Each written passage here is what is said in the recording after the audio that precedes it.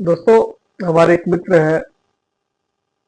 तो उन्होंने rolling mill में टॉर्क कैलकुलेशन के बारे में हमसे पूछा और उन्होंने ये बताया कि भाई साहब, मोटर से टॉर्क हम लोग कैलकुलेट कर लेते हैं क्योंकि मोटर का किलोवाट दिया रहता है, पावर दिया रहता है। तो मोटर से टॉर्क कैलकुलेट कर लेते हैं कि मोटर कितना टॉर्क ले रहा है। लेकिन जब हम किसी प्रोजेक्ट को करते हैं, किसी डिजाइन को करते हैं, तो हम ये कैसे कैलकुलेट कर सकते हैं कि हमारे बिलेट को और बिलेट के इस कंडीशन में डिफॉर्म होने के लिए हमको एक्चुअली रिक्वायर्ड कितना है टॉर्क का, और हम अपने रिक्वायर्ड टॉर्क के अकॉर्डिंग कैसे मोटर सिलेक्शन कर सकते हैं या कैसे कंपेयर कर सकते हैं कि ऐसा तो कहीं नहीं कि due to manual error in design motor जो है रेटिंग बहुत हाई है या बहुत लो है, या एज पर रिक्वायर्ड टॉर्क के हिसाब से हमारा मोटर है। अभी तक ये प्रश्न हमको काफी वाजिब लगा क्योंकि हमने भी ये चीज देखा है कि मोटर कितना टॉर्क जनरेट कर रहा है, ये कैलकुलेशन है सबके पास। आप आजमा के देखिएगा कि मुझे लगता है कि मोटर को कितना टॉर्क जनरेट करना पड़ेगा, हमारे बिलेट के शेप के चेंजेस में कितना टॉर्क रिक्वायर्ड है, उस हिसाब से अगर कैलकुलेशन किया जाए तो मुझे लगता है कि बहुत से लोग जानते भी होंगे, बहुत से लोग नहीं भी जानते होंगे कि हमको रिक्वायर्ड टॉर्क कितना है फॉर डिफॉर्मेशन इन बिलेट। जबकि एक्चुअल अगर कैलकुलेशन किया जाए तो मुझे लगता है कि अगर हमारा बिलेट का साइज 130 बाई 130 है, जैसा कि हमने यहाँ पे आपको समझाने के लिए एग्जांपल के लिए लिया भी है, बताएंगे भी, पूरे डिटेल में बताएंगे और इस श्योरिटी के साथ बताएंगे कि आपको समझ आएगा, गारंटी के साथ समझ आएगा और आप भी कैलकुलेशन कर पाएंगे कि बिलेट को एक्चुअली अपना शेप डिफॉर्म करने में, शेप चेंज करने में, उसको रिड्यूस होने में एक्चुअली हमको कितना टॉर्क रिक्वायर्ड है, which you can calculate easily. तो प्रश्न काफी अच्छा लगा, तो उस पर एक वीडियो बनाते हैं, आप भी साथ में आए, शामिल हो। तो first things, required torque for billet deformation.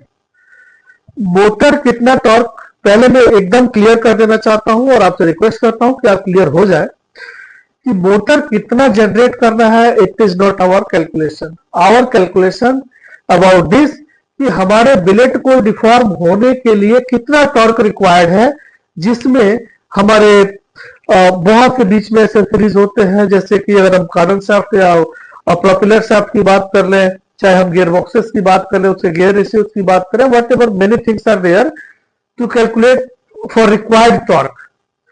ठीक है ना? तो इस पे हम लोग बात करेंगे। तो सबसे पहले इस वीडियो में हम लोग ये समझ लेते हैं कि required torque for billet deformation मतलब बिलेट को हमें एक्स शेप से वाई शेप में एक्चुअली लाने के लिए कंडीशनली कि हमारा टेम्परेचर 1050 डिग्री सेल्सियस है, हमारा टेम्परेचर 900 डिग्री सेल्सियस है या वट एवर, तो जिस कंडीशन में हमारा बिलेट है उस कंडीशन, उस शेप को दूसरे शेप में लेने के लिए हमको एक्चुअली कितना टॉर्क रिक्वायर्ड है। तो वो कैलकुलेशन हम लोग रिवर्स कैलकुलेशन इसको बोल सकते हैं, क्योंकि मोटर कितना बना रहा है। ये तो होता क्या है ना, आपको मालूम होगा बहुत अच्छे से कि हमारे बहुत से लोग कंसल्टेंट्स हैं, बहुत से एक्सपर्ट्स लोग हैं, उन्होंने क्या किया है कि दे दिया है वहां पे कितने किलोवाट का मोटर है, बस दे दिया है और हम लोग उसको मार्केट में परचेज कर लेते हैं, पैसे खर्च कर देते हैं और ये हम क्रॉस चेक नहीं कर पाते कि क्या उन्होंने जो दिया है वो सही है।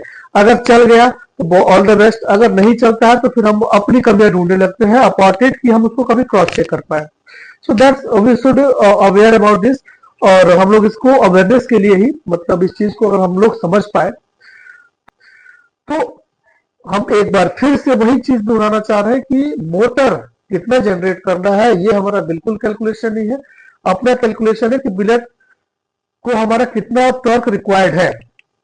उसके लिए इसमें कुछ फैक्टर्स हैं, कुछ पॉइंट्स हैं, कुछ बेस्ड है जो कि डिपेंड होते हैं। टॉर्क, बिलेट का साइज, पहला कि हमारा बिलेट का साइज क्या होना चाहिए।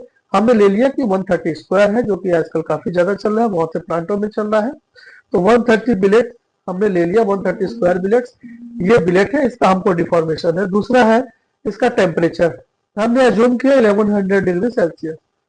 आप इसको 900 डाटा में डालेंगे तो 900 का रिजल्ट आएगा, 1000 डालेंगे 1000 का आएगा, 1070 डालेंगे उसका आएगा, वट एवर और कॉल। हमने एक ले लिया कि 1100 डिग्री सेल्सियस हमारा ब्लेड का टेम्परेचर हम दे सकते हैं रोलिंग स्टैंड्स के पास। तीसरा कि ब्लेड का मटेरियल क्या है, तो ऑब्वियसली माइल्ड स्टील है, हम माइल्ड स्टील की ही बात कर रहे हैं। तीसरा यील्ड स्ट्रेंथ।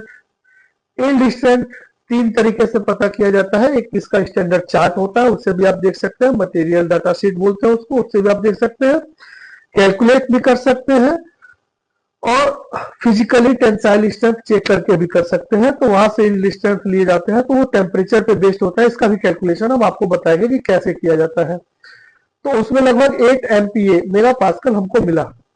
जब हमने इसको कैलकुलेट किया तो ऑलमोस्ट हमको 8 मेगा पास्कल का यील्ड स्ट्रेंथ मिला।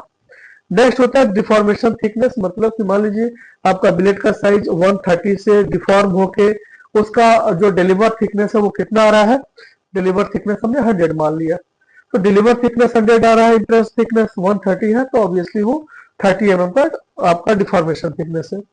दूसरा कि रोल डायमीटर, एक हमने जस्ट नॉर्मली ले लिया 560, आप चाहे तो इसको 500 ले लें, 500 mm हम कर लेते हैं। ये रोल का डायमीटर है 500 mm। इसमें coefficient of friction, by friction contact between two rolls and billets areas के बीच में फ्रिक्शन रहता है। तो ये कैसे, ये अच्छा एक चीज और इंटरेस्टिंग बात बता दें कि यही एक ऐसा जैसे कि हम फिजिक्स भी पढ़ाते हैं इसी चैनल पे, तो आप लोगों को लगता होगा कि ये दोनों मर्ज क्यों कर देते हैं, लेकिन क्या है ना कि फिजिक्स से अगर हम इसको मर्ज नहीं करेंगे तो हमको लगता है कि ये समझना बहुत मुश्किल हो जाएगा, और मुश्किल नहीं, इसको आसान करने के लिए हमने दोनों किया है। आप हमारे पिछले वीडियो में देखिएगा तो वहां पे हमने कुछ आपको मेजरमेंट्स में रूट्स, तो वहां पे हमने कुछ आपको मेजरमेंट्स में रूट्स क्वांटिटीज और डिराइव्ड क्वांटिटीज के बारे में बताया, मूल राशियां और व्युत्पन्न राशियों के बारे में। तो ये फ्रिक्शन जो है, घर्षण जो है, वो है तो व्युत्पन्न राशि, तो डिराइव्ड क्वांटिटीज है, लेकिन उसका जो यूनिट है ना, जो इसका वैल्यू आया है, आपको ये जान के मजा आएगा कि फ्रिक्शन जो है, कोफिशिएंट ऑफ फ्रिक्शन जो है, ये यूनिटलेस है, इसका अपना कोई यूनिट नहीं है, तो कोफिशिएंट ऑफ फ्रिक्शन यूनिटलेस है। अब ये 0.12 कैसे आया इसको भी हम बताएंगे, लेकिन अगले वीडियो में आप हमारे साथ कंटिन्यू बने रहिए।